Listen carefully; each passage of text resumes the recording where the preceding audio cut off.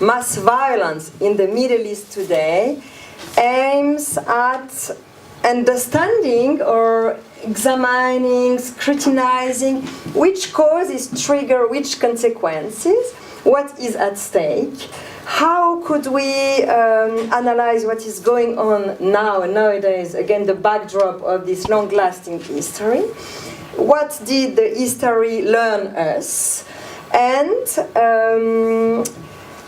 do we have all the tools, or do we need new tools to analyze what is going on today? That's how I personally approach this question. I know, Vicken, that you consider that there is a need for historians to move forward and to dig in and to understand or to address this topic through a new lens. So I would like you, please, to deliver your new ideas and your key propositions for 15 minutes to the audience, and then we will give the floor to Umit, Ungor to deliver also your thoughts. So I will introduce you very briefly. Umit Ungor is associate professor at the Department of History at Utrecht University and a research fellow at the Institute for War, Holocaust and Genocide Studies in Amsterdam. And the title of your presentation is Post-Ottoman Bloodlands, a Century of Mass Violence in the Middle East. And Vicken, Cheterian, you are a lecturer in History and International Relations at Webster University, Geneva, and at the University of Geneva. And you have been working as a journalist, as an analyst, so, and you are very aware of what is going on then. You travel a lot to field. So now I will give the floor to Vicken, Cheterian, and thanks again to everybody, and thanks again to the organizers of the conference to allow this event to happen.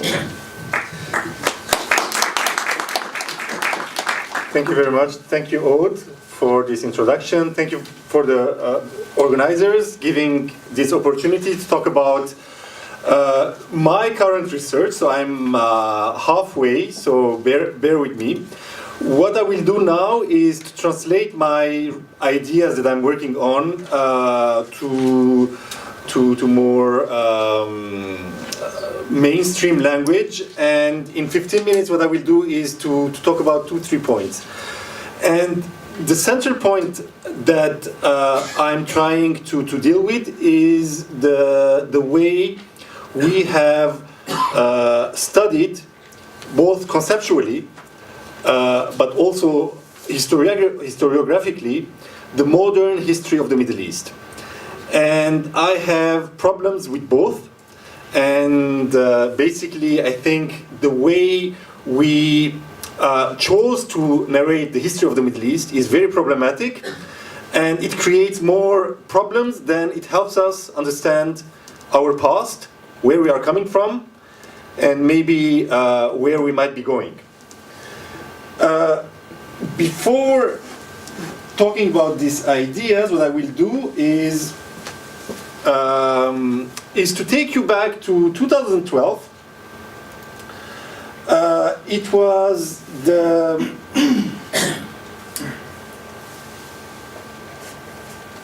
2012, so it's the Arab Spring and it's the beginning of the war in Syria. And at that time I was doing two things. I was working on my last book, which is Open Wounds, the title. And it's a book that looked at the post-genocide, post-Armenian genocide history. I was looking at what happened after the Armenian genocide. What are the legacies of this event? So on the one hand, I was working on that, and on the other hand, I was very much working on the Syria conflict. And from my perspective, there was an overlap between the two.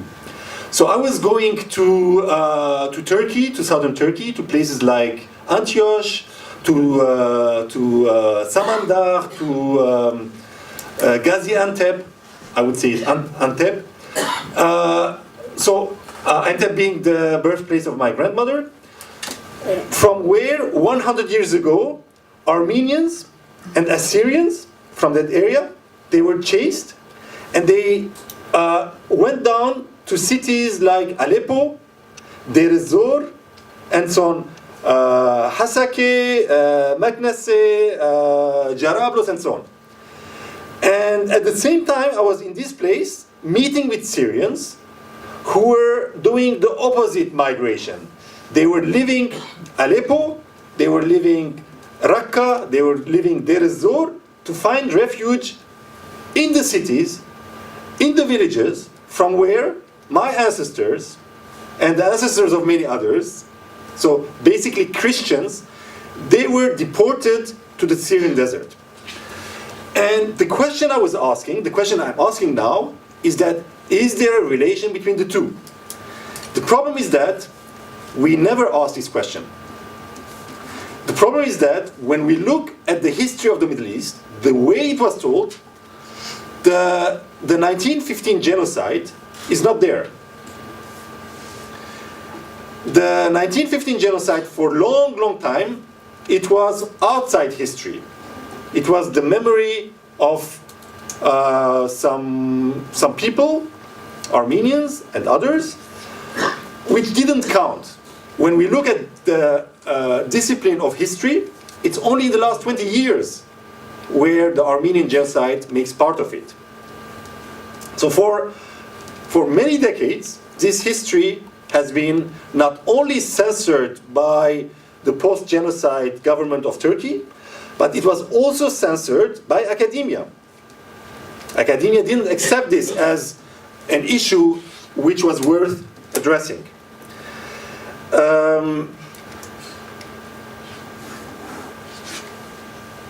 I want also to talk about. So these are images I took 2 years ago when I was in northern Iraq. So the first one was an IDP, a refugee in his own country. His name was Tawfiq Sakut. He's Assyro-Chaldean. He had left Karakosh, his town of origin, because of ISIS, and he was in a camp called Ashti near Erbil. And those images, this is a picture I took in a camp near Khanke, near Dohuk. Refugees, Yazidi refugees coming from Sinjar, who had escaped ISIS violence. And it was incredibly interesting because for Yazidis, the word genocide is firman. Firman, those of you who know Ottoman Turkish, is an order coming from the Sultan. And for them, for the Yazidis, genocide is equal to the order of the Sultan, referring to the Hamidian massacres in which the Yazidis were also victimized. So in the language, in the memory of the Yazidis, there is a link. So it's not only my imagination that I create this link between what happened 100 years ago and what is happening today, but also in the memory and in the language of the Yazidis, there's a link between the late Ottoman mass violence and what was happening to them as you see in this picture, what happened to them on the 3rd of August 2014, when Daesh attacked the Yazidi areas.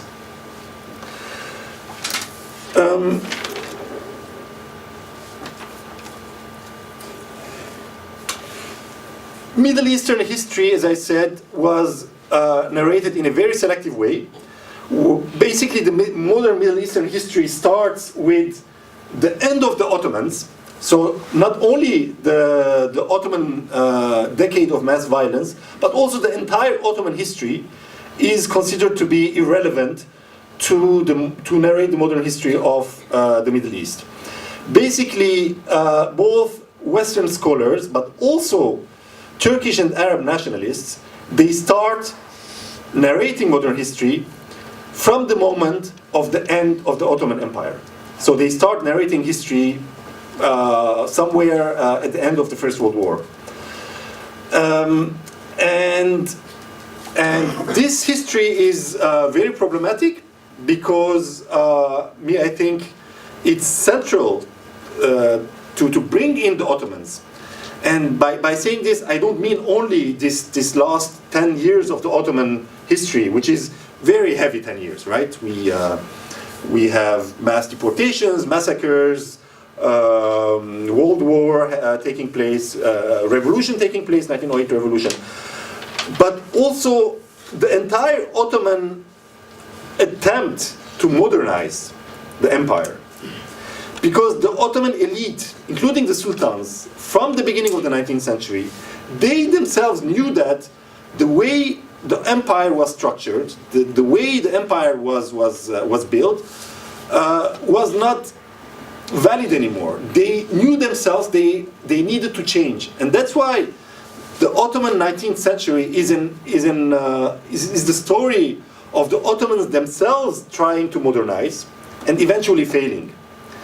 And this history is central to understand what is happening today in the Middle East, where the same debates, the same questions about religion, about sect, about nationality, about identity, and about political equality is still at the center of the debate taking place in the Middle East. And today, when we look at where we are concerning the history of the Middle East, it starts with this map. Probably you recognize this map. It's a map drawn, usually we call it Sykes-Picot map. A map drawn by two, in fact, three. We forget the Russians, because the Russians are key in these negotiations. So basically, we reduce the history of the Middle East to negotiations between the powers on the post-war division. And for me, this is problematic because with Sykes-Picot, the actors become the French and the British. So it becomes their fault what happened afterwards. And by focusing on Sykes-Picot, we forget that it was not the British and the French who declared war on the Ottoman Empire. It was the Ottoman Young Turk leadership themselves who decided to join a war which was basically a European civil war. The Young Turk leadership could have chosen to stay out of this war. They could have done that and avoid all the horrors that took place in the Ottoman Empire. This is what the Turkish leadership did during the Second World War, and they remained outside the horrors that took place on this continent. So by choosing 1916 or 1918, or in the case of Turkish history, it's 1919, when Mustafa Kemal goes to Samsun and starts the rebellion. So the choice of 1919 is very adequate, because from 1919 on, it's a story of glorious victory that the Turkish national movement made against foreign powers. But when we narrate the history from 1914, then it's not glorious and it's not victory, because the empire went to a conflict and it lost the war, and it lost more than half the territory that the Ottomans had in 1914. And I think the other problem with Sykes-Picot is that the Middle Easterners are passive. It's the Europeans who are active.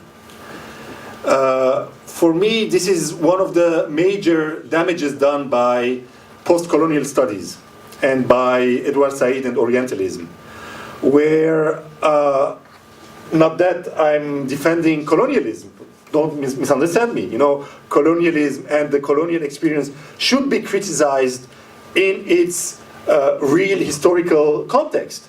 But I think here, to put forward the colonial powers to narrate the history of the Middle East, I think it's inadequate for a number of reasons. One I mentioned, because it wasn't the colonial powers who tried to dismember the Ottoman Empire.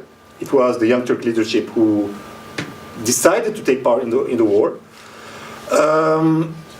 But also because the colonial experience in the post-Ottoman Middle East, it's a very short one.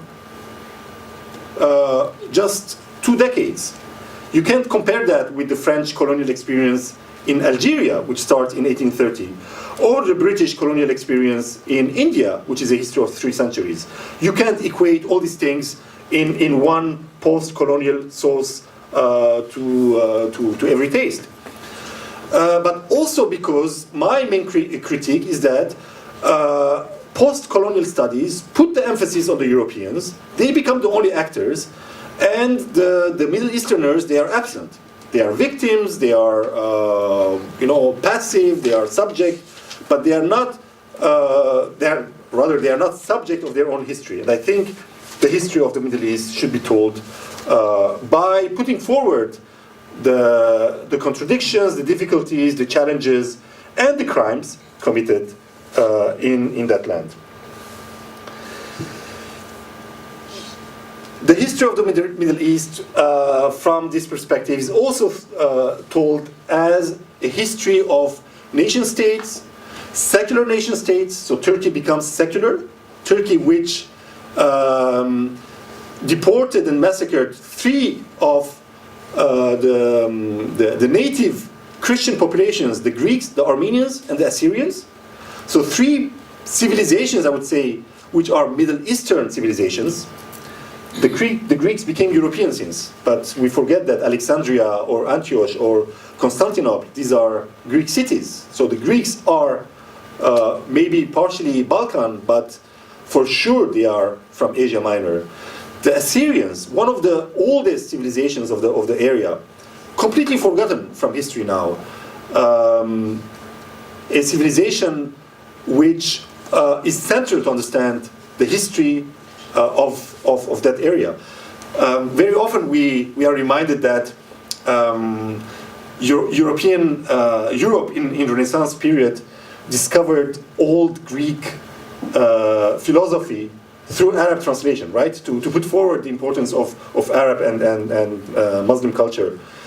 We forget that the Arabs themselves read the Greek philosophy, mathematics, medicine, thanks to the Assyrian school of translation in Baghdad, which for 2 centuries was central in translating all these texts from Old Greek to Arabic. And the Armenians, today the Armenians became Caucasian population, but I think the Armenians historically have been Middle Eastern population and civilization. I will conclude by saying that human civilization advances towards the unknown. We do not know the future. We cannot know the future. One thing we can know is our past. And by looking at our past, we can get a sense of where we are coming from and where we might be heading. Unfortunately, in the Middle East, we chose not to learn our past. We chose not to know. Thank you very much. I will stop there. Thank you, Vicken. Snorakalution. Now I will give the floor to Aude.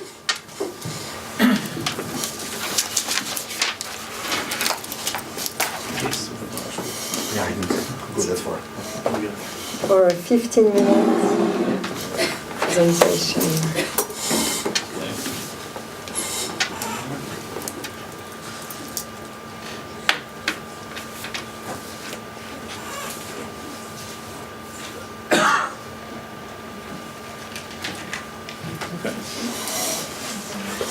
Fine, thank you very much, and thank you everybody for coming.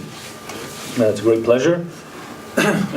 We just, in Amsterdam, we finished last weekend a big one-day conference, 1.5-day conference on the 70th anniversary of the Genocide Convention, and we had a couple of panels on Southeast Asia, and then another one on Sub-Saharan Africa, and I actually ideally wanted to do a panel on the Middle East as well, because of, since 1948 there's been a lot of violence in the Middle East, but unfortunately we couldn't, because we had actually a lot of applications, so I'm very happy we're doing it now. I would like to introduce my talk by very briefly sketching what I used to do. I used to research the end of the Ottoman Empire, the period around the Armenian Genocide. The Armenian Genocide itself, I wrote 3 books on it in 2009 and 2011. And then actually, one day I started hearing the word Deir Zor on television again. And I thought, this is bizarre. I mean, I thought only Armenian genocide historians knew about Deir Zor. What's going on in Deir Zor? And then, of course, as you well know, in the dynamic of the Syrian conflict, which played out a lot in the east of Syria, all these towns that we used to know, some of which Vicken mentioned, came up again. And then I tried to understand, well, what are the roots of that violence. So I moved my research, which I ended, my previous research, I ended with the Treaty of Lausanne, and maybe in the 1920s and 30s to some extent, as the kind of the culmination of the Armenian genocide and the expulsion of the Greeks from the Pontus and from Western Turkey, genocide of the Yazidis and of the Assyrians. But then I tried to understand, okay, well, how does the picture look from there on? And what is forgotten in the history, and I agree with Vicken on that, are the ethnic cleansings and the kind of the violence that was committed against minorities since the Armenian genocide, and the impact that it had on the societies on the other side of the border. And I think a lot. And much of that, of course, was a consequence of the Armenian genocide. A lot of survivors, Armenian survivors, Assyrian survivors, ended up in Syria, partly in Iraq, some of them in Armenia. But there was one more ethnic cleansing that we forgot about.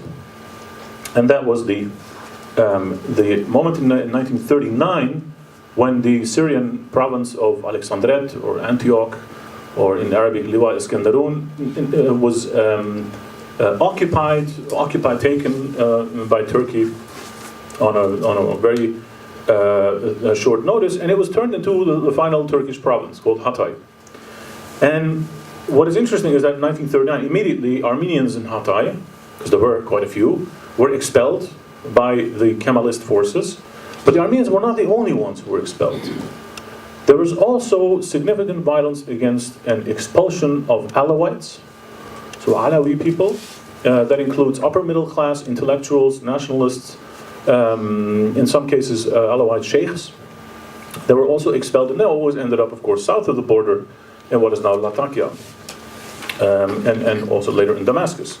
So when we look at that, so the way that this trauma pours into Syria, one of the individuals that I believe whose family ended up south of the border in Syria had a major impact on the course of Syrian history, and I think ultimately also on the conflicts in Iraq and in Syria. And today I just want to talk about him, because I think he's very important. Nobody really knows who he is, but to me he is one of the absolute key players in politics in the Middle East. And that is this gentleman over here, Ali Memluk. Now, Ali Memluk his family was from Hatay, was from Liwa Iskenderun. They were Alawites, and they were exiled in 1939, and he himself was born in 1946 in Damascus. And as he grew up there, when we look at his biography, so he's a baby boom generation. As he grew up in Damascus, his biography, his life, and his crimes, I think, are very important, pointing out how violence in the Middle East has continued. And if we look briefly at his biography, we see a very bleak picture.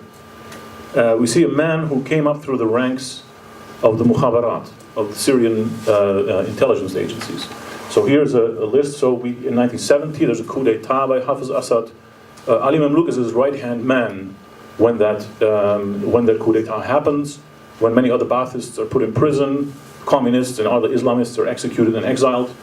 And through the 1970s, as Hafiz Assad establishes his dictatorship heavily on the Alawite community, and Ali Memluk is a very important man in that. So in 1982 massacre in Hama, he's one of the important instigators, mass arrests and executions. I've interviewed someone whose uncle was a communist and was tortured by him personally. So he came up through the ranks. This is not somebody who went to the academy. Came up through the ranks as a small-time torturer, and he made it up to the rank of the boss of the intelligence agencies. And then we have, of course, the 2005, he was promoted to head of the general intelligence. And in 2006, he began channeling jihadists to Iraq, who, of course, almost all of them came through Syria, as we often forget. In 2011, I think he's the single most important man to understand if we want to get a deeper understanding of the dynamics of state violence in Syria, but also even of some of the violence of ISIS, for example, or other jihadists. And that has to do with the apparatus of violence that he's in charge of. So here's a list of, let's say, all the agencies of coercion or violence in Syria. So in red, we have the army and the police. Okay, every state has an army and a police. Not a big deal. But in green, I have only a partial list of the 15 different intelligence agencies in Syria. Like, what country needs 15 different secret services? Ali Memlouk is running them all. He's the general director of all these different agencies who, of course, spy on each other, and they're responsible for their own prison systems and their own arrests. Almost all of them are above the law. And on top of that, Syria also has, here in purple, several special forces. The 4th Armored Brigade is run by President Assad's brother, Maher Assad. And then, all the way at the bottom, we also have the Shabiha, the kind of paramilitary forces that you'll see from 2011 on, who were responsible for some of the worst massacres in Syria. Now, there are 2 points I would like to make here. One is that Ali Memlouk is responsible for outward violence. So from the 1970s on, he is responsible, because he's head of the intelligence, for outward violence. So for example, the training, the arming, the liaison between Iran and Hezbollah, for example. He's an important man who was running the show. Second, the PKK, for example. Of course, partly it's a grassroots organization that came out of eastern Turkey because of Turkish oppression of the Kurds, channeling that towards Turkey. Number 3, the occupation of Lebanon and the thousands of disappeared people in Lebanon who disappeared in Syrian prisons. We never heard of them. A lot of these people are still missing. He's responsible for it. And very importantly also, let's say, Islamist groups like Al-Qaeda in Iraq or the Islamic State in Iraq, what later became ISIS, partly, of course, a grassroots operation from Iraq, but partly also because Ali Memlouk released really hardened jihadists, and they were actually organizing this jihad in Syria and sending people over to Iraq to commit violence, sectarian violence, for example, against the Shia, or also violence against the American occupation. He is the responsible for that. And there are almost no photos of this man, by the way, which is another very interesting kind of indication. With a few exceptions. For example, here he is in a meeting with President Assad and the Iranian ambassador, because he is the main liaison between Iran and Syria. This is the major axis now that's controlling the whole area. Then here recently, in 2017, he was decorated by Russia for being a hero of the Syrian heroic resistance against the Western imperialists, and so he was given a medal for his many services. And all of this, 2016, is in a period where, since 2011, almost all of the state violence that he was overseeing. And that's my second point, which is about inward violence. So it's outward, but there's also inward violence, which is actually the highest, like the pinnacle of violence in Syria, for which Ali Memlouk is absolutely responsible. He is running the prison system in Syria. All of these different intelligence agencies have their own prisons. We're dealing with a veritable gulag in Syria. There are 250,000 people in prison. 80,000 of them have been tortured to death, disappeared. There's no bodies. The families have no idea where these people are. And he's also running the military hospitals, which we tend to forget that military hospitals are an important site for detention and torture. And for many of these kind of horrific torture pictures that we've seen, I'm very sorry to show you just the one just now. They come out of that prison, the hospital system. And he's a man, just also in this photo, always in the shadow. No interviews in the media, never out in the public, but the shadow commander who's running the empire of violence. So I would like to warn you for the next photo. This is a rather shocking photo. These pictures, they come out of the military hospital 601, which was turned into a torture camp, a concentration camp, if not an extermination camp, for anybody who was involved in demonstrations or in activism, who was arrested by the Mukhabarat and who was put in these prisons. And a photographer, a military photographer who had to take pictures of the dead, took 22,000 photos, actually more, took him on a USB stick, and he defected first to Jordan and then to the West. And he publicized these photos. And for the first time, we saw how awful this system of, well, genocide, there's really no other way to say it, was being carried out in Syria. And as you can see, I apologize for the brutality, we see industrial levels of killing here. The perpetrators are carrying people in plastic bags. Everybody has their own task. And this goes on and on and on, month after month. And the families, by the way, have never seen their loved ones back, because the bodies were not delivered. And that brings me to my final point, which is about, the previous picture was a hospital. One of the more important symbols of violence and destruction in Syria is Sednaya. Sednaya prison, just north of Damascus. I showed this satellite picture in my first slide. Sednaya has become a veritable extermination camp. Of the 80,000 people that were hanged, disappeared, many of them went through Sednaya. It's a torture center, and what is interesting is that this is an old photo, but recently this satellite photo was published, in which the authorities who published this pointed out that most likely, we don't know of course because we can't do research there, but most likely the Assad regime has built a crematorium to get rid of those same bodies that you just saw in the slide before. So I think there are definitely continuities. The continuities between previous violence and the ongoing violence is not linear, it's not deterministic, and definitely we can say that Middle Eastern people are not passive, because people like Ali Mamlouk are walking out there and they're totally free. Thank you.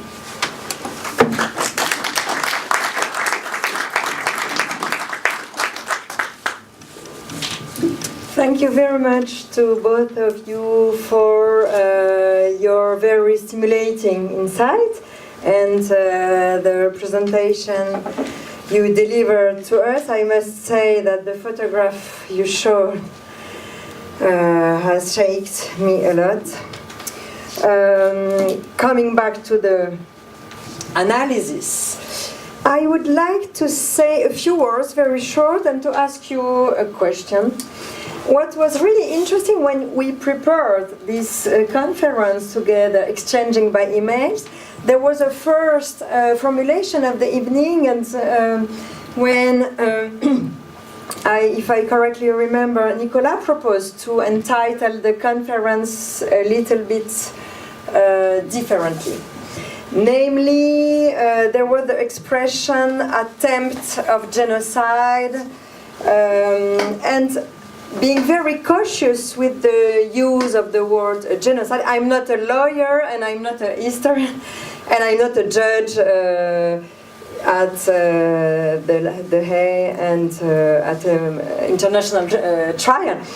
I was a bit cautious, and having worked a lot on the Chechen conflict, I remember a discussion we had. So I've been several times to Chechnya, and I've been writing on Chechnya a lot, and in parallel or beside that, I also was involved in NGOs and in civic mobilization in order to get crimes committed in Chechnya being punished. And we many times had the discussion, is it a genocide? And I remember that some people more experienced than me said that the word genocide creates more problems than it solves themselves. And it was really interesting because you used this expression when you said that concerning modern history. So you used the expression, it creates more problems than it helps them. And we started a discussion by email because I was really cautious and I didn't want to use this word concerning what is happening now against Yazidi. And your reactions were very, very interesting. So here I would like to ask you, in which context, in which situation, and at which stage, and who is legitimate to use this word? Is it a word which can be used only after and a long time after the events and after a trial or after an in-depth analysis carried out by historians, by lawyers, and by others? Or is it possible to use the word? So you used it right now, so, and you said, I don't know how to label it in other words, so, or something like that. It is my first question. My second question, and it also comes back to the discussion we had earlier concerning any, if any, specificity of the Ottoman Empire. And here again, as a specialist in Caucasus, in Chechnya, in Russia, I was a bit cautious saying that, okay, guys, probably there is a specificity of Ottoman Empire. I'm not a specialist of that, but what I have studied concerning Russia and Caucasus and this nexus shows that other empires, at least the Russian one, also triggers long-lasting legacy and long-lasting consequences which date back to the colonial experience. So here I would like to hear you about this maybe supposed specificity. So, what I really appreciated in your talks, so I really appreciate both talks at length, you speak about continuities. And here I would like you to elaborate a bit concerning these continuities. 1915, the Armenian genocide. Today, mass crimes, let's say like that, against Yazidis. Is there any relationship between both events? So at this stage, it will be my questions. Who would like to? Let me start. I share the skepticism towards the term genocide, because the term genocide is a legal term, and it's a term which was the result of compromise when the convention was decided, and specifically it was the convention was given limited meaning. So that the Soviet Union under Stalin back then would join the convention. So for Stalin, all mass killing based on political or ideological reasons were out. So this was not genocide. And this, for example, today is posing problems in Cambodia. You might know that the Khmer Rouge genocide perpetrators are still being, brought to justice, and just recently, the number 2 and the head of the government under the Khmer Rouge were found to have committed genocide, not because they killed hundreds of thousands of Khmer, so their own ethnic group, but the genocide accusation was because they killed and tried to exterminate the Vietnamese and the Cham being a Muslim community in Southeast Asia, minority in their country. So when we take the numbers, for example, eventually human beings do count, every individual counts. Those were very few compared to the, we don't know, 1,300,000 to 1,700,000 people killed. And most of them, they were ethnic Khmer. So you see the problem of the term. It is problematic, and we should also bring in history and try to make sense from that perspective. So let's put genocide aside and use the term mass extermination, deportations and massacres, mass violence, which are bad enough. The second point, I don't think that the Ottomans nor the Middle Easterners have any specific attraction towards violence. Let's not forget that the most horrible wars and the most horrible massacres took place in civilized Europe, on this continent. So it's neither the Russians nor the Ottomans nor the Middle Easterners have the monopoly to violence. But I think what is specific in the case of the Ottoman and post-Ottoman history is that there has been not denial. We talk a lot about denial of violence, denial of genocide. Before denial, for 5 decades, there was complete eradication of the memory, not only of mass violence, not only of the genocide of the Armenians, but even the existence of the Armenians was taken out of memory, taken out from the surface of Turkey. So, and I think this is relevant to what we are talking about in Syria, in Iraq, and in Turkey today. I think this is relevant because eventually you can take the memory out of the mass, the public opinion. But organizations, especially states, they do remember.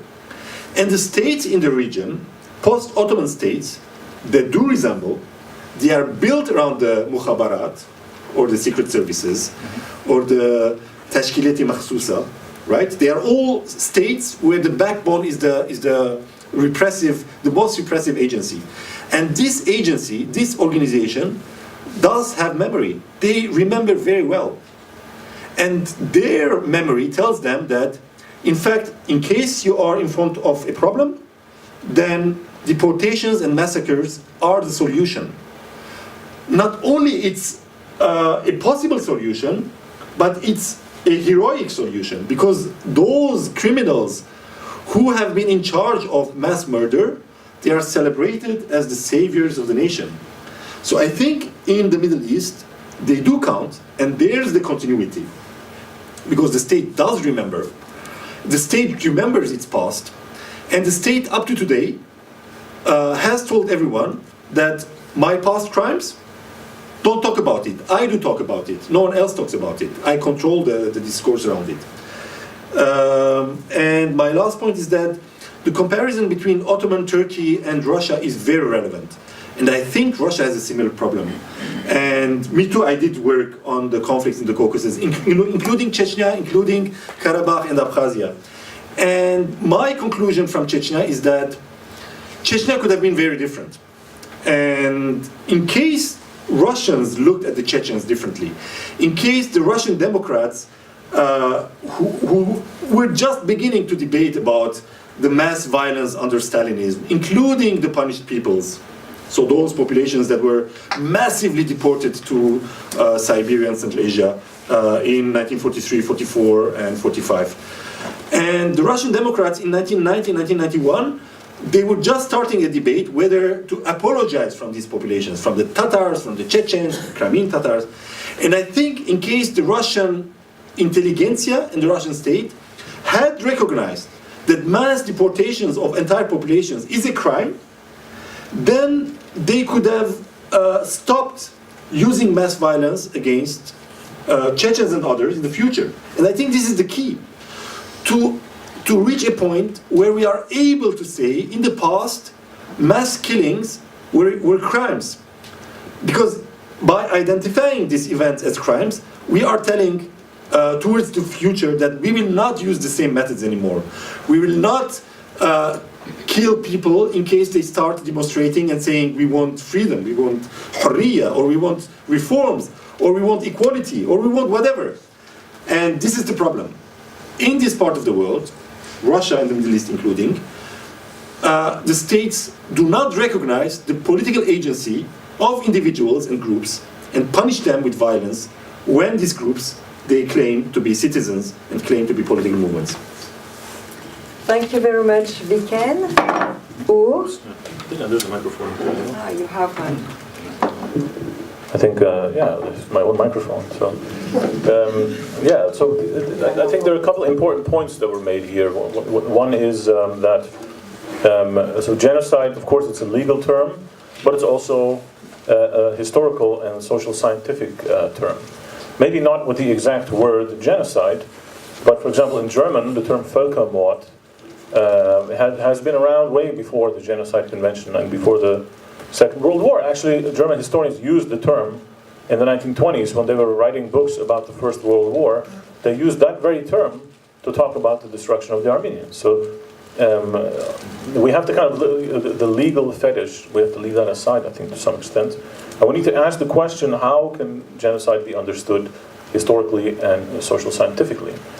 And I think that genocide, in a nutshell, is systematic extermination of a group. And it doesn't matter whether that's an ethnic group or a religious group, because those are roughly the two groups that were limited in the Genocide Convention. Recent research in the Russian archives have pointed out that actually it was Stalin, and not only Stalin, who pointed out, I don't want political groups in the Genocide Convention. They cannot be victims of genocide, so they were left out. Cambodia is one example. Indonesian genocide in 1965 is another example. The Indonesian government killed 500,000 communists, so alleged communists, and maybe also real communists. And well, technically, with a ruthless systematism, with like death lists, name lists, etc., and checkpoints, and a very systematic kind of system of stratification and organization through the army and militias. I mean, if there's one genocide, then it's this one. But we cannot call it formally genocide because the convention doesn't have it. Well, I'm very sorry, but I'm not going to let Stalin define how I think about, about history and about concepts. So, systematic extermination of a group. What we see in Syria, for example, political groups, or it can also be sexual groups, for example, LGBTQ communities. The Nazis committed genocide against gay people, right? That was a separate genocide in itself. Or transgender people, for example, who are under tremendous pressure in many societies. So these things have to be taken into account. And Raphael Lemkin knew about this. Raphael Lemkin was more, let's say, aware of the potential risks of leaving or defining groups, victim groups. And he had a very broad sense of genocide, actually. And I always have to laugh when I meet like Turkish denialists of the Armenian genocide. And they say, well, it wasn't genocide because it was, they try to come up with arguments. They say it was before 1948. I said, yeah, but wait a minute. Have you read what Lemkin wrote in the 1930s and in the 1940s? Actually, Lemkin argues that I developed this concept genocide because I read about the Armenians. So you don't know genocide better than Lemkin, right? That's like saying, Catholicism better than the Pope. So I don't think that works, really. The other thing is legitimacy, what you mentioned. The term has legitimacy, I think, subjectively by victim groups, but also objectively as a social scientific concept. Ottoman specificity, I don't think the Ottomans are specifically violent, but we do have to think about the lack of transitional justice after all that violence, the lack of political institutions, civil society, empowerment of minorities. We have to think about that, because the point I made, I think, in my talk was that, well, the Ottoman Empire is a Sunni empire. It's an Islamic, specifically after Abdul Hamid, the Sunni empire. Which means that those groups that were disempowered, of course, oppressed for a long time, once they had the opportunities to seize power, they clung on to it and they didn't let go. And we see that in Iraq with Shia power. We see that in Syria with Alawite power, in Lebanon with Christian power in the 1970s. And these things that I think they're the long, let's say, echoes of the Ottoman Empire. And the continuities, I think, and there are two at least, I think. One is that, especially in the case of the Yazidis, but also other groups, some groups are vulnerable over a longer period of time. So Yazidis were vulnerable in 1915.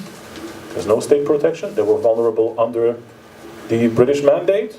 They were vulnerable under Baathism, under Saddam Hussein. It wasn't nice to be a Yazidi. And after Saddam Hussein, after 2003 too, they're vulnerable. And that vulnerability contributes to their victimization. And finally, the continuities are also have to be really sought, I think, in Baathism. So Baathism seizes power in Iraq and in Syria in 1970. So that's almost 50 years now. In Iraq it's gone, but in Syria it's still standing. And I think we need to understand what Baathism is. And the lack of institutionalism, the lack of civil society, the authoritarian, if not totalitarian, control of society with secret services, the cult of the leader, Hafiz Assad, Al-Qaid lil-Abad, for example, the leader forever, or Saddam Hussein, Al-Qaid al-Munadil, the struggling leader. And the entire generations have grown up with authoritarian political culture. What does that mean after 2003? Or, for example, if Assad had fallen after 2011? Not too much good, I think. Thank you very much. I will have another question, but I would like to open the floor to the audience now.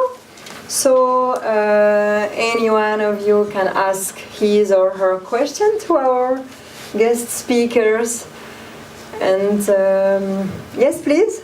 Maybe we will collect a first round of 3 questions, and then you will have the opportunity to answer, and then we will collect another round, and so on and so on. Yes, I would like to go a little bit further in the continuities. In your opinion, and I think it refers also to your book's title, Open Wound.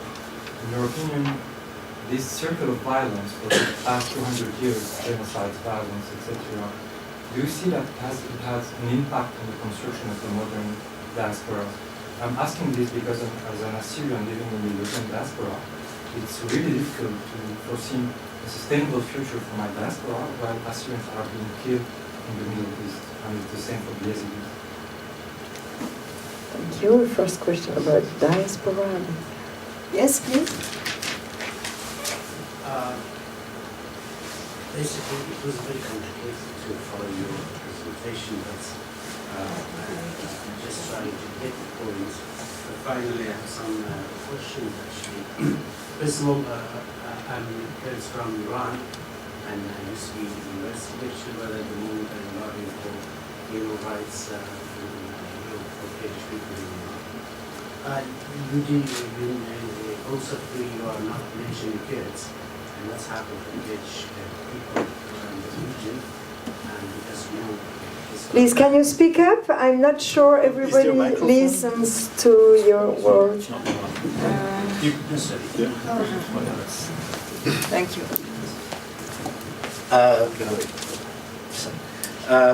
Actually, you both of you didn't mention about the Kurds, because as you know, the Kurds is a very famous example how the mass violation or genocide happened for them in Iran, Iraq, Turkey, and even in Syria. So that was, I don't know what was the reason. But Professor Umit mentioned the PKK and the case of Syria. But when the Arab Spring happened in Syria, basically the PKK hasn't any logistic. I mean, in terms of the time that Abdullah Öcalan was in Syria and actually went to Europe, there wasn't the logistic as in the past, and there wasn't the link that, very intense link between Syrian government and PKK. And during the Arab Spring, PKK and Syria, just doing political interest with them, so not organizing what they Syrian actually doing. And the other thing is about, I actually read a book about a chameleon in Sri Lanka. The term was used over there is ancient hatred and modern hatred. The ancient hatred is going back to the history, and the modern hatred is actually what ethnic nationalism is injecting to political agenda or manifesto. So if you are going to the Middle East, for example, for instance, Iran, in the past, there isn't the document which says that empire said we have to care about, for example, the minority rights. But in 1979, there is a government who punishing minorities and doing a massacre about them, even for the Marxists and for leftists and the Kurdish and so on. So we can understand that this actually is ancient, because there is Islam as in political system. And coming to Iraq, we can see also the modern hatred, how the Iraqi civil nationalism going to killing Kurds and others. And the final point is, sorry if I try to my.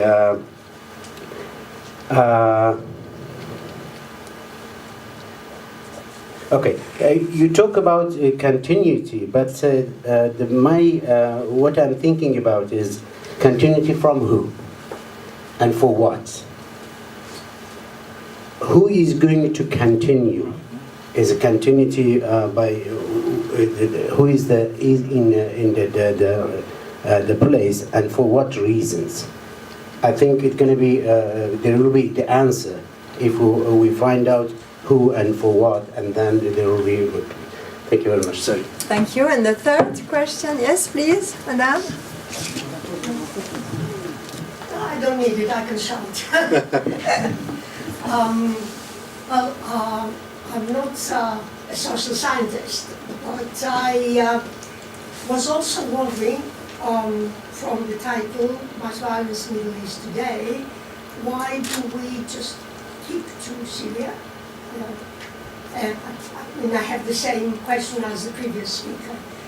My second observation is, speaking of genocide, I mean, we should be very careful how we use it, and we should stick to the legal term of it, because we can, yes, we should, because otherwise we'll end up like the genocide, calling genocide the massacre of the Polish officers by Stalin, and that was 200 people that were massacred in the forest, and this is called the genocide.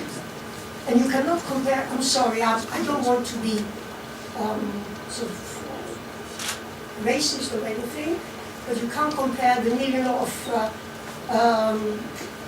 Jews exterminated in the concentration camps, the millions and more of Armenians killed, with 200 officers. We should be very careful how we use, because the term uses its potency. I don't say that it's not a crime, but the term uses.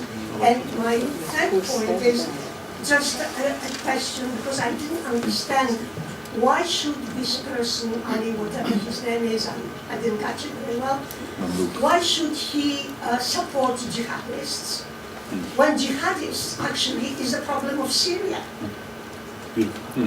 Thank you. Okay, so now we will pass the floor to our speakers. Who will start? Very, very good questions all over the place. I think we could have easily done, do the entire workshop on, for example, Kurds, which, by the way, we did in Amsterdam last month. I keep making propaganda for Amsterdam, but there was a workshop in which we looked at, let's say, for a whole day, about the 20th century and how Kurds have been victimized in certain societies. For example, after the Armenian genocide, they were deported massively by Kemal Ataturk. In Syria, they were an object of Ternype, of Arabization. Saddam Hussein has the Anfal campaign. In Iran, there are mass executions. There are mass deportations of Kurds in the Soviet Union. Kurds ending up in Siberia. So I think the continuity issue here is the lack of statehood. This is what Kurdish nationalists would say. They would say, look, we don't have a state, therefore we are being victimized. So if we have a state, if we had like a unified Kurdistan, they couldn't touch us anymore because we would have an army, etc. And I think the post-First World War order is, and the Kurds share that with Armenians and Assyrians, the lack of a state, the lack of state protection in the new state, Turkey, Syria, Iraq, and Iran, I think generated continuities of vulnerability. Now, I think the question that the lady asked were also very, very sharp and very good questions. Now, why did we only talk about Syria? Because they told me I can only speak 15 minutes. So next time maybe a bit longer. Totally fine. The Katyn massacre, I think, is also an interesting one. I agree that not all violence is the same. Absolutely. There are differences in scale, there are differences in forms of violence, in the dynamics of violence, in the perpetration, in the duration of violence.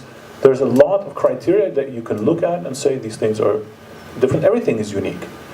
And comparison is necessary, so we see the differences, right? And I do believe we shouldn't use genocide for everything. Definitely not. But when there is like systematic killing and extermination of a group, then we have to at least think about it. Doesn't mean it's the exact same thing. But we have to at least think about it and see how it's considered. Now, interestingly, the Katyn massacre of the Polish officers, to 20,000 of them, shot in the back of the head in a forest near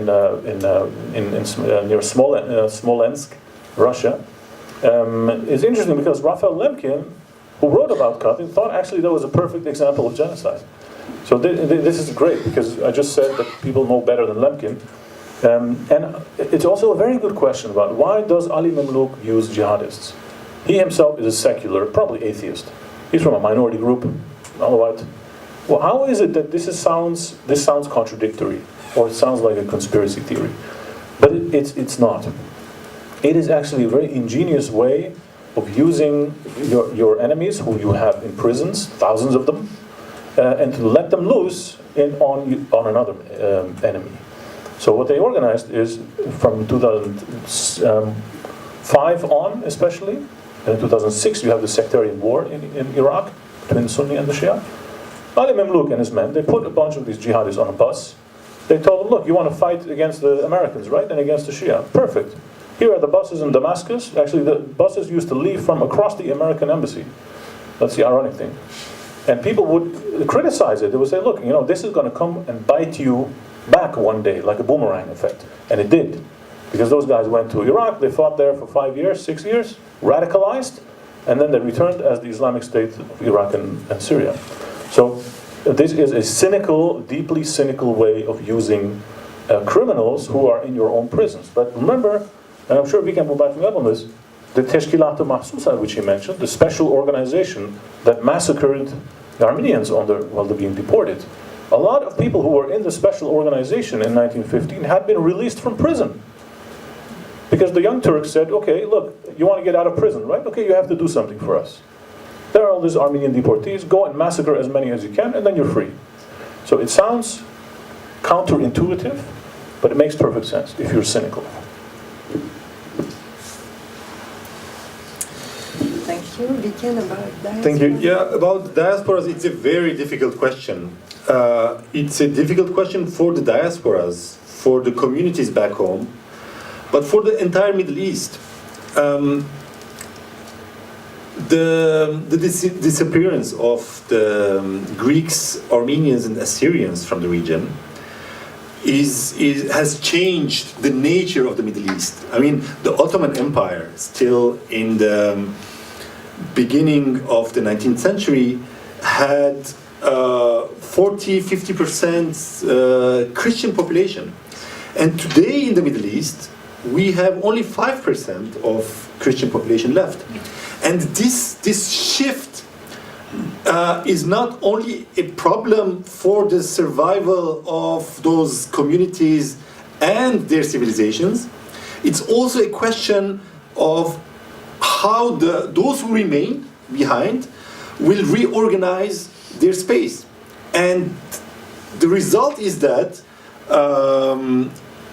we are jumping from one type of religious conflict, the extermination of the Christians from the Middle East, to a new type of conflict, Sunni-Shia tensions, which is very much in fashion today, but only 15 years back it wasn't a question. Those who have living memory in the Middle East know that Sunni-Shia relations had a very different quality from what we have today. And I think this is the type of continuity I'm suggesting. I'm not saying that I have all the answers, because those are very complex issues and taboo issues. It was forbidden to talk about these things. It was forbidden to do research about these questions. Kurds and continuity. That's a perfect question to talk about continuity, isn't it? Kurds who were at the center of the Ottoman military power, especially under Abdul Hamid, when the Kurdish tribal groups were armed and supported by the state at the expense of committing massacres against Armenians and Assyrians. So victimizers, with the change of the political realities, they become victims of the same state. And this is why we need history, and this is why we need to deconstruct denial historian discourse, not for the sake of those who are not there anymore. Those who died, they died. But for the sake of those who remain, so that we protect those who remain on the land. And it's amazing when I was traveling in eastern Turkey, simply by arriving somewhere, a village, a town, especially with Kurdish population, simply by saying I'm Armenian, all the memory of the past emerged. I didn't need to do any sophisticated, research and questioning. And it was those Kurds living on those land, where they still know where the old church ruins are. They were saying this to me. So it's not something I'm discovering. It's something which is being lived today in some parts of the Middle East.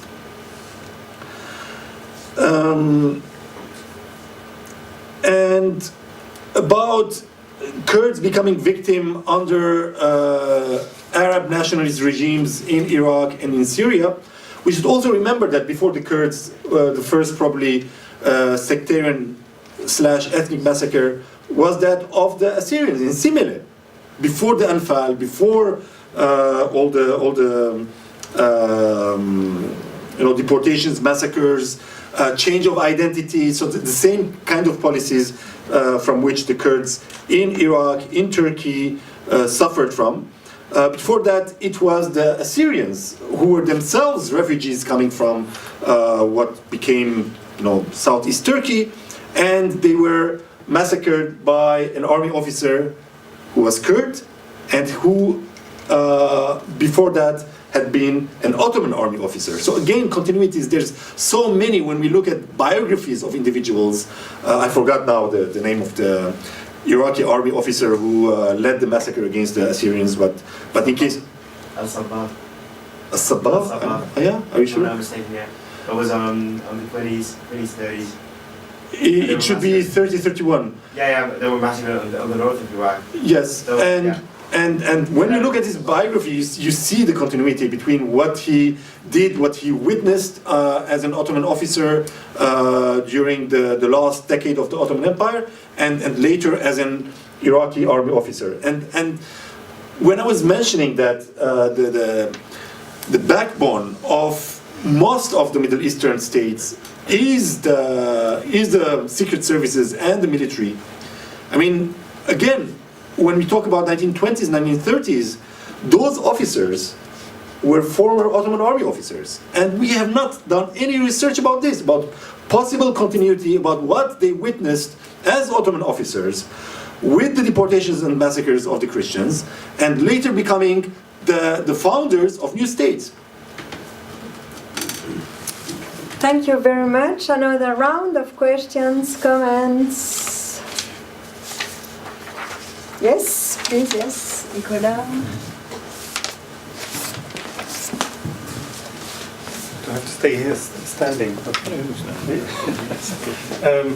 Yeah, it comes. I was taken a little bit by surprise, and I have several questions or comments.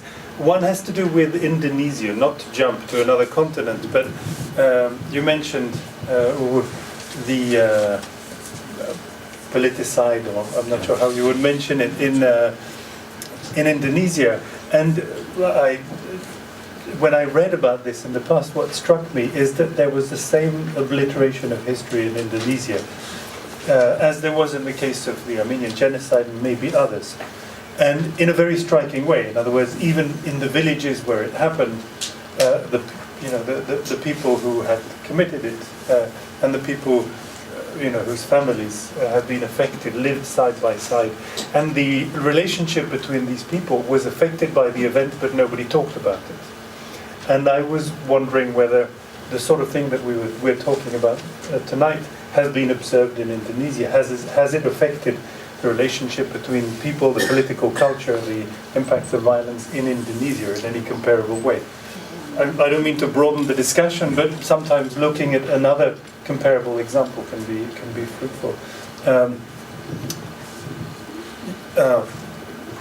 Too many questions. I'll just throw it in, and you can respond or not. Vicken, in an earlier book, in your book on the conflicts in the Caucasus, and I'm trying to remember what your thesis was, but and you'll correct me if I. So the book was about comparing three conflicts in the Caucasus: Nagorno-Karabakh, Abkhazia, and Chechnya, right? And you said, well, what these conflicts had in common, why these became ethnic conflicts, is part one was the history of victimization and the memory of victimization. But you also had other conditions, and the other two conditions was the existence of a political entity. So Karabakh existed as a regional government within the Soviet Union, Chechnya as a sub-republic. Aude knows all the terms, and Abkhazia likewise. So you had a local elite and a local, leadership that could lead the resistance, the war, acted the other way, the violence that they were victims of. I'll just leave you with that, and I'll stop talking. Can we count 3 questions? We can, yes, we can. No problem. We still have time. So if we count 3 questions from Nicolas, let's give the floor to our... You see the point of the question. Yeah. I wanted to open up from just the question of the victimization to the other conditions. Shall we... Okay, and then you... Okay, we will come back to you. Don't worry. About the comparison with Indonesia, of course, when there's this kind of mass crimes, mass violence, the state on the one hand tries to control the memory and to present the mass violence as legitimate, justified, and the only possibility. And in my short introduction, what I was trying to do was to say that we need to deconstruct this discourse, as well as we need to deconstruct the history of both nationalism and Islamism in the Middle East, in case we want to put an end to mass violence. And the region has other resources as well. The region is not just plagued with violence, and that's why I wanted to bring in the Ottoman age of reforms. Because with the reforms, we are proposing a third way. We are saying that, yes, we have problems. First, we recognize we have problems. And the problems is back home. Is not because of outside interventions or because we have traitors. So this is the discourse now. You have imperialism outside. Everything which is happening in the country is because of the imperialists. And then those within the country having any kind of political demands, they are traitors and they are linked with imperialists. And the Ottoman reforms puts this equation upside down. It says that we do have problems within our system. And the solution is reforms. The solution is political. It's not violence. And we have to bring in this dimension. And by bringing in Ottoman reforms into the equation of Middle Eastern history, we deconstruct nationalism and Islamism, which came later and which caused disasters. I mean, for me, Islamism is the result of the failure of the reforms. And Abdul Hamid II saying the reforms are ending, and instead of Ottomanism, I choose Pan-Islamism. And then nationalism is the failure of Pan-Islamism, where the Young Turks say, we could not solve our problems with Pan-Islamism, so let's go for nationalism. And we want to impose on everyone that they either become Turks, or those who cannot become Turks, we will just deport and massacre them. And then they had the Kurds, they didn't know what to do with them, and up to now the problem is there. Now concerning the Caucasus, so I tried to look at the conflicts of the Caucasus, Karabakh, Abkhazia, Chechnya, and first I do analyze the structural specificity of the Soviet Union. But then there's something in my study on the wars in the Caucasus which is relevant to our discussion in the Middle East, is that when a political situation, tense political situation, is turned into a conflict, then the fear of the past and the memory of the past emerges. And my experience with conflicts is that human beings, they don't choose violence naturally. Human beings are afraid of violence.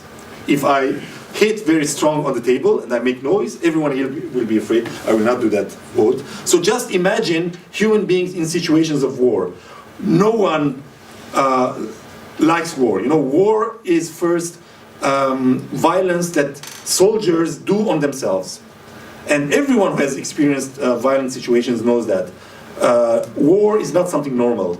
And the beginning of any conflict is done in a very exaggerated way to impose violence, not only on the enemy, but also on your own people. So you are telling your own people, choose, either you are with them or we are with us. And the violence is the only choice.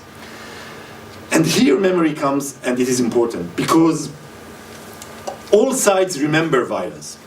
Both victimized sides, they become afraid that the same thing will happen to me. but also victimizers. And there's a symbolic communication between the two sides. And for me, for example, in the Karabakh conflict, those of you who know that history, Sumgait massacre, which happened a week after the Karabakh Armenian leadership said, we want to separate from Azerbaijan, Soviet Azerbaijan, and we want to be part of Armenia, Soviet Armenia. 1 week later, there were pogroms. And the pogroms were not innocent. It was part of a discourse. It was part of a dialogue. And the message was clear. You want to change the status quo, remember what happened to you last time. And we have to dismantle this logic of violence. It's the only way for building a different future in the Middle East. Thank you. Would you like to react? And in Indonesia. Yeah, just very briefly so we can get some more questions. The comparison between Indonesia and Turkey, I think, is very apt. In both cases, you have a kind of military dictatorship that was running the show for a long time. And I'd like to ask, has anybody seen the documentary, The Act of Killing? Has anybody, yeah? Have you seen it? Yeah. How many of you have never seen the film, The Act of Killing? Okay, please try to find it. Probably now you can watch it on YouTube or on Vimeo. The Act of Killing and the follow-up documentary, The Look of Silence, are two documentaries of each 3 hours by the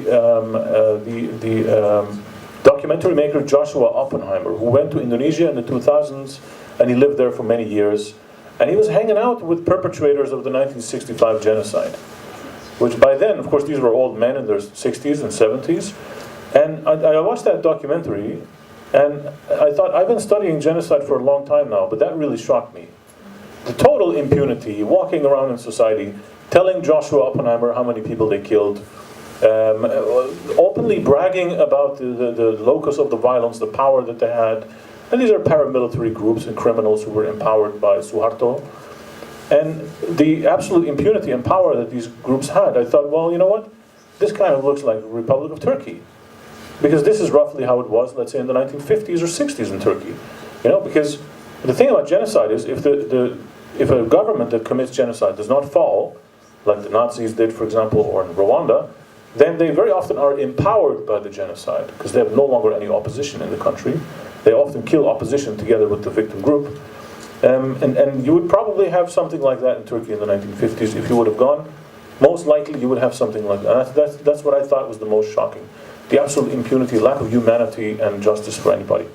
And then the Arab Spring also has precursors, actually. And if you look at the Armenian reform movement in the 19th century, the mid to late 19th century, I think the Armenian reform movement was the first Arab Spring. You know, in many ways, they began in a peaceful way. There were also a bunch of guerrillas, but you know, nobody cares about them. But the kind of mass movement for civil rights that Armenians demanded in the Ottoman Empire, in my opinion, was the first Arab Spring. And what happened when they demonstrated in the streets of Istanbul? They were massacred. So there are also some major continuities there.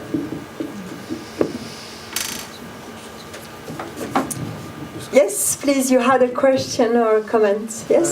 Yeah, I just have more of a, shall we go, conceptual or discursive question. I would like to hear your opinion on the use of the word like cultural genocide.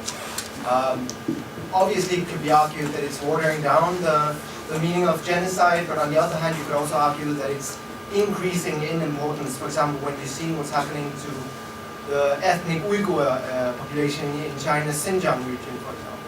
I would love if you could attach a few thoughts to that. Should we take 2 other questions as well? Yes, we can collect 2 other questions while you can think about Uyghur. Yes, please. If nobody else, okay. You talk about animal look. Okay, maybe we first, yes, we'll give the floor to people who did not ask questions so far, okay? And then... No, that's you. Sorry, yeah, I have a very quick question about the methodology. Did you collect information about Munluk?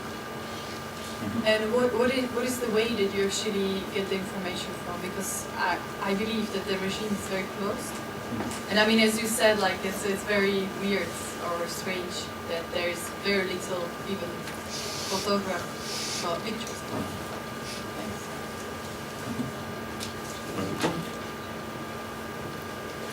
Anyone else? No? Okay, so methodology and Uyghur. Cultural genocide, I think, is a legitimate concept. And there's also a developing literature and scholarship on cultural genocide. For example, well, let's stick with the Armenian genocide. I mean, many Armenian children, for example, were taken away from their families and they were put in orphanages, or they were forcibly assimilated in Turkish Muslim families, given Turkish names. They had to speak Turkish, they had to become Muslim, and they forgot their identity over the next bunch of generations. Now, you can say they were not killed physically, but the idea of destroying culture was the intention of the Turkish government. The same could be said for the Kurds, for example, who suffered cultural genocide in various. In Tibet is a very good example. You know, the Chinese government doesn't want to kill every single Tibetan. They just want Tibetan culture and possibly religion and the institutions of the religion to disappear, and for everybody to become righteous communists. So, and the Uyghur situation, I think, is a step farther even than cultural genocide. Because now they arrested, how many Uyghurs were arrested? 1 million. Like 1 million. If China kills all of them tomorrow, who's going to intervene for that? The United Nations? I don't think so. I don't see like Dutch United Nations soldiers going to Uyghur and rescue 1 million Uyghurs. I'm sorry, these people are doomed. If the Chinese government wants to do it, it's going to do that. Very simple. The methodology of how do we study authoritarian regimes, of course. This is a huge conversation, and I cannot answer it in any particular satisfactory way, but I can only give examples for Ali Memluk. So, you cannot walk into Syria, knock on the door of the Mukhabarat and say, hey, I came to do research on Ali Memluk. Can somebody put me in touch with him and we'll do some interviews? Of course not. I will be the one in the prison right there. So how do we research it then?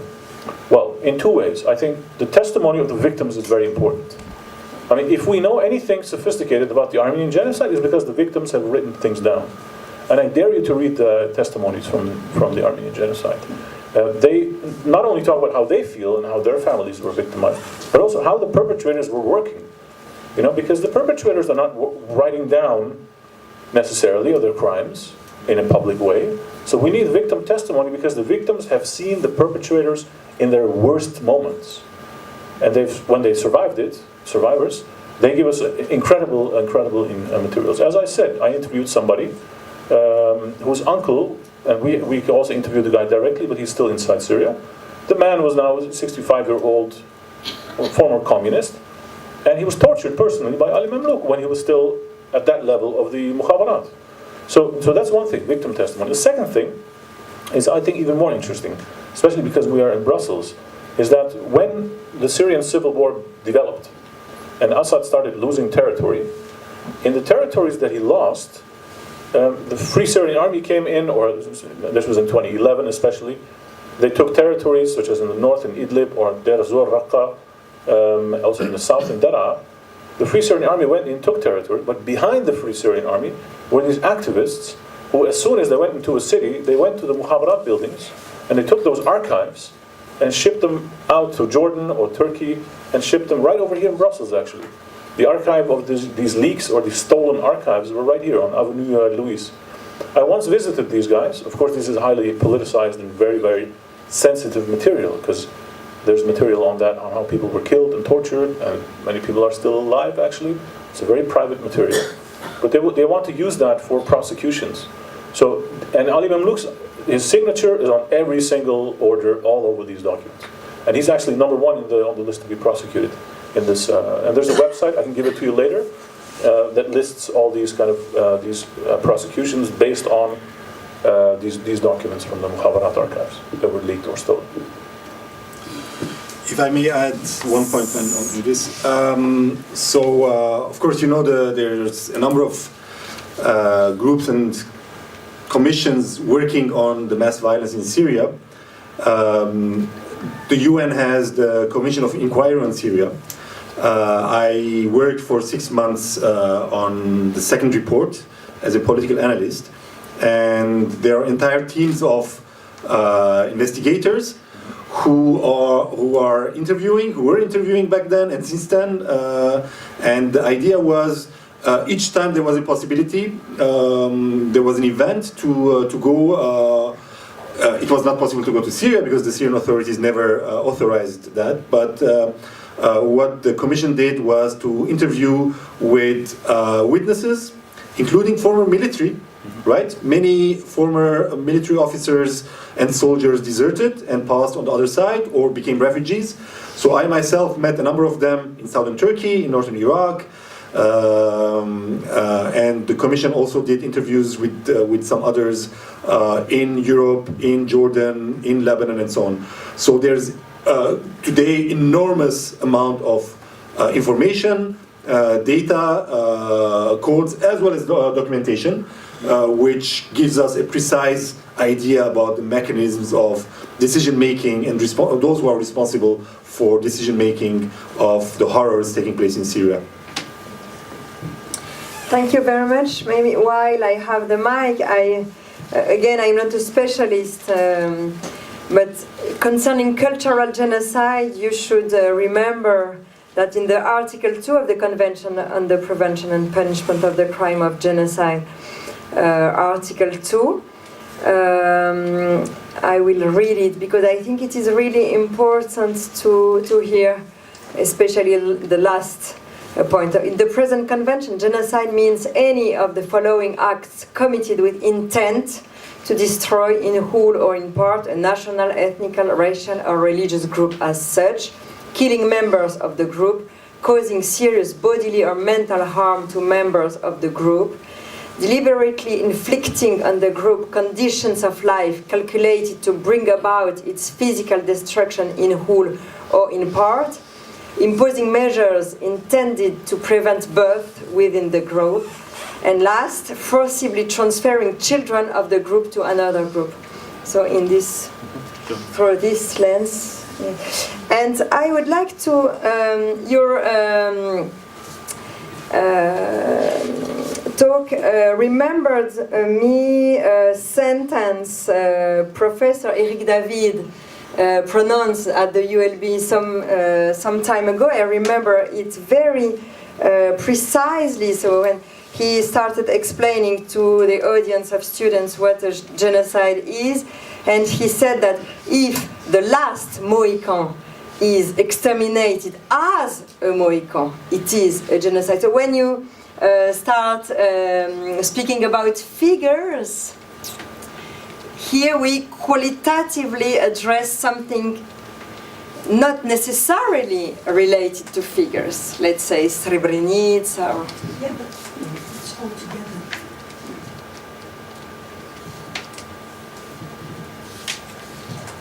Anyway, if there are no questions anymore, I will allow myself, may I? Do we have still time? Yes? Okay. I would like to come back to the question of forgetting and remembering, to the question of memory. And I face this nexus in the Chechen case when nowadays the current chief of the republic is building a memory regime which aims at eradicating any visible traces of the both recent wars, and to build also memory facade and a memory narrative which emphasizes the periods when Chechnya was, let's say, peacefully included in Russia, and also the 1944 deportation is erased from the official discourse, and what is emphasized is the participation of Chechens during World War II against the German fascists. So here there is some new narrative built, and my question will concern contemporary Turkey. So I don't know whether you have concrete information about that, but anyway, I asked the question. So after AKP came to power, there was some openness, step by step, concerning the question of minorities, including the topic of Armenian and Armenian genocide. So, and in academia, there were some works, let's say Candan Badem, for example, or other Turkish academics living in Turkey. So not only Taner Akçam or what's his name? Do you remember the Turkish historian we met in Douarnenez, Ali Kazancil and others? And so now, as we all know, Turkish government is repressing very widely academia, and especially after 217, if I correctly remember, signed the petition for peace. By the way, Candan Badem is one of them and is under travel ban and losing his civil rights and so on. What do you think?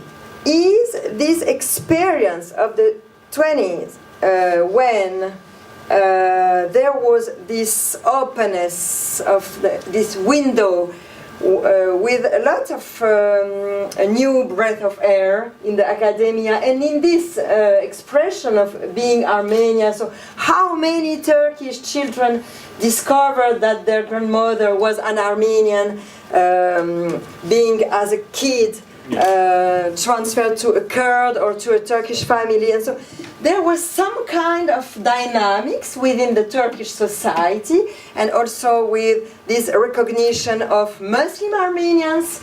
There were, I remember there was a conference at Bilgi University about Muslim Armenians. So what do you think?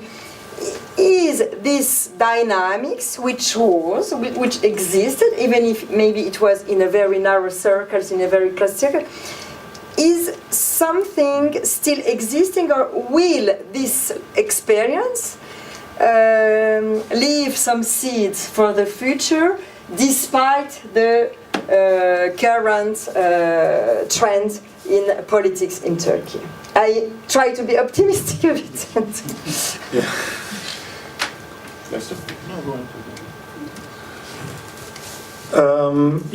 I think we were all optimistic, and unfortunately we are quite disappointed, right? Because many people thought that what Mr. Erdogan promised as Islamic democracy was not just a tactical maneuver, but that it was possible to come from Islamic tradition, value background, and have a different policy. And now we realize that the openness that we witnessed and enjoyed for some years, it was conditioned by the power struggle taking place between the old Kemalist elites, the military entrenched in the state structures, and the new emerging elites. So it was not a democracy based on principles and institutions. It was a margin of openness and pluralism conditioned by power struggle. Now, once that power struggle finished, the state was taken over this time by new elites, and the deep state that was in the hands of the old Kemalists was taken over by Erdogan and his allies back then, the Gülen movement. And then we saw a second civil war between Erdogan's team and the Gülen movement, right? Because the Gülenists were very key in eliminating the Kemalist influence within the army, and then we suddenly discovered that the army was not the field of the old Kemalists, but it became the domain of the Gülenists. And then we had the second power struggle. So for the moment, we can say, unfortunately, history is repeating itself instead of moving forward. And whether the seeds that were sown in that period will give results outside the prison and outside exile, I don't know. It will depend on whether the Erdoganist project will be something more long-term, or whether it will be washed away by its own crisis, because Erdogan has accumulated a number of tensions, contradictions, many enemies, internal, external. I don't know whether the project will take root or whether it will be, in deep crisis and something else will emerge. But at any case, we should remember that even in the future, crisis might not necessarily lead to something positive, because something positive means to institutionalize democracy, to establish checks and balances, to bring in transparency, and all these issues will be experimented for the first time, and we don't have, roadmap how to do that in the context of Turkey, nor in the context of other post-Ottoman neighboring countries, Syria, Iraq, and others.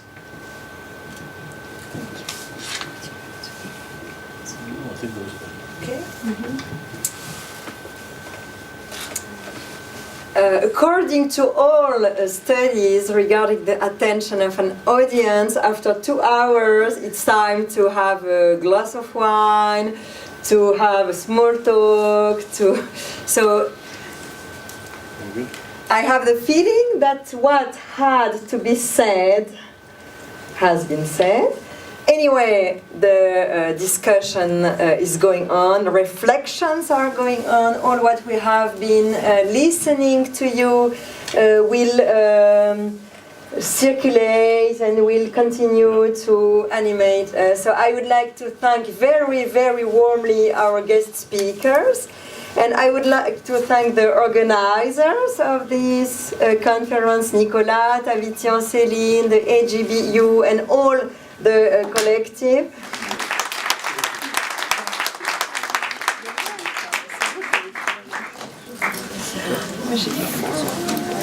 I am